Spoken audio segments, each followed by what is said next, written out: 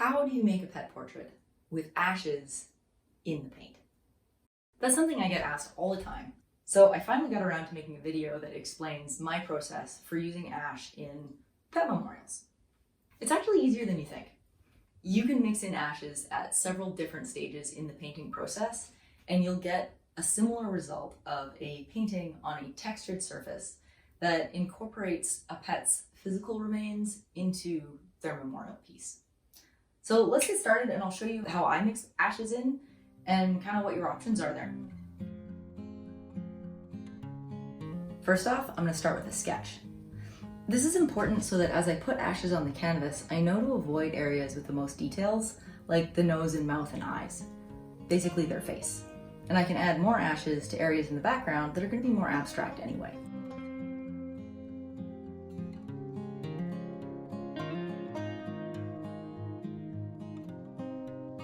Now I've got a sketch, time to mix up some ashes. If I'm doing multiple ash portraits, I'll use a labeled container to make sure nobody gets misplaced. Now for Libby, I'm going to sift her ashes into a dish I can use for mixing my oil media in as well. Sifting helps separate the finer ash that will go all over the painting from larger pieces that are going to need some more effort to place. Now I'm going to use a quick drying medium to mix in to the ashes. You can use just about any quick drying medium or slow drying medium if you've got time. And I'll use a little bit of mineral spirits or linseed oil as a way of thinning these out. I definitely like to use quick drying medium with linseed oil because linseed oil alone is too glossy to continue painting over, and it also takes a really long time to dry. Spirits. For some portraits, we only use the finer material for the portrait, and I'll mail back the rest with the painting when it gets shipped out. About that consistency is pretty good for painting, at least for the first layer. I kept some of the ashes so that when I do the actual paint, I can layer some in there as well. And we'll just go back and forth here with my ash brush until the whole canvas is covered, even the edges. As I go, I'm going to reinforce the lines of my sketch so that they don't disappear.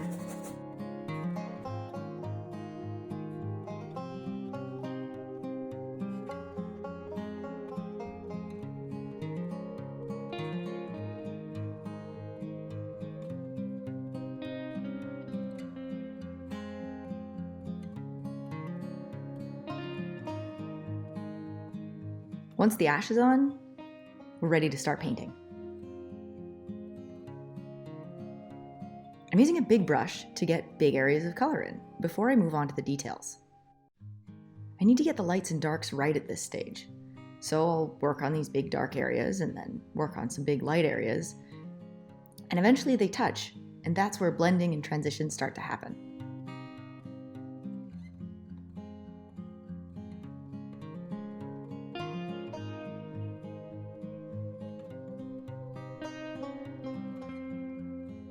Libby's ashes have formed a background texture in the piece, but I've left room for more detail on her body and face with that finer ash.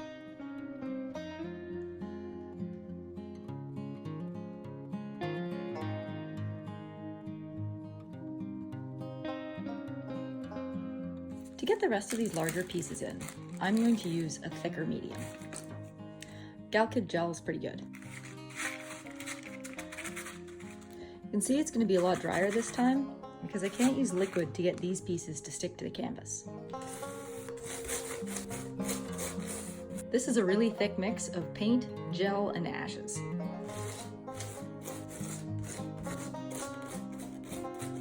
Now I've got a lot of edges to clean up. You can see how that all looks quite rough and uneven where the background and the foreground meet. Partly it's just unrefined, but also with the background coming in over the subject, it's always going to look wrong.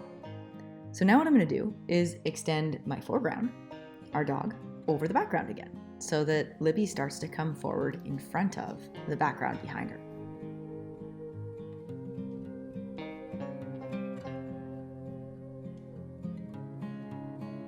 Once I'm happy with where the edges are, I'm going to set Libby aside to dry for a while. Now that Libby's had some time to dry, I can add more medium to seal the ashes in. This will also level the texture of the ashes a bit, so it's easier to paint on. So let's add some more goop and get more colors. I'm using a swirling motion to make sure I coat all the edges of the ashes so they adhere to the canvas.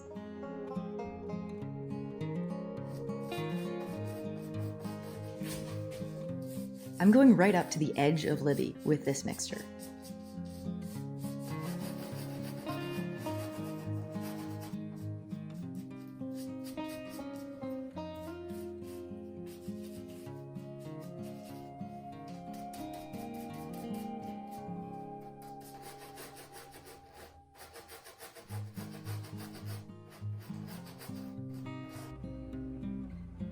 I'm using a smaller brush now that I'm doing more detailed work. This will let me get started on some fur texture too. You can see I'm starting to make some brush strokes in the same direction as Libby's fur, and that's what gives it that fuzzy texture.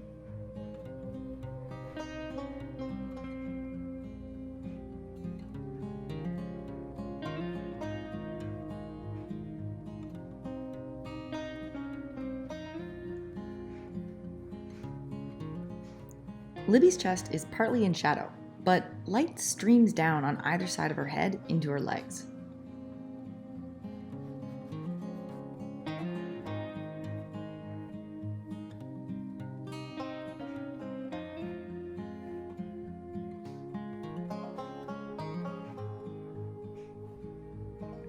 Detailed features like the eyes and nose take a lot of work to get right.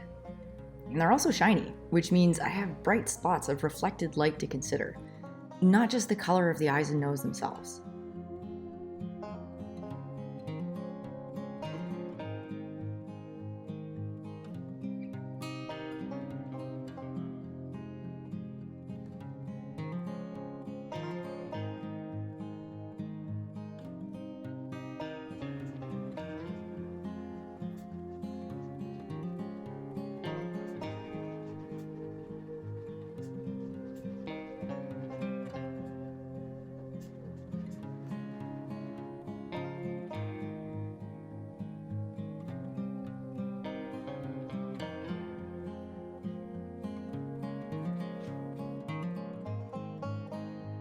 For short-haired dogs, fur highlights are a final detail I add here and there to catch the eye and provide some information about texture.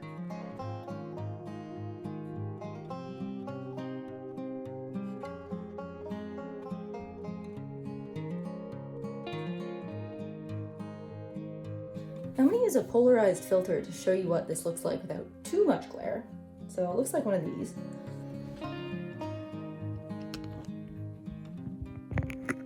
We're going to clip that on there. And I've got this nice light, which you can see when I turn it sideways, suddenly has no light. This is a polarized filter on a light, so when I shine it on my painting, I can turn off glare.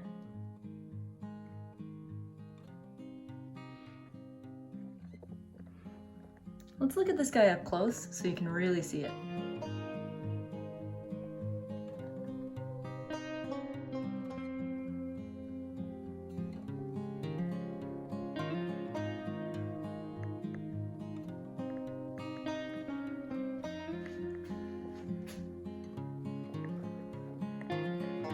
And there you have it, a pet memorial painted with ashes in the paint.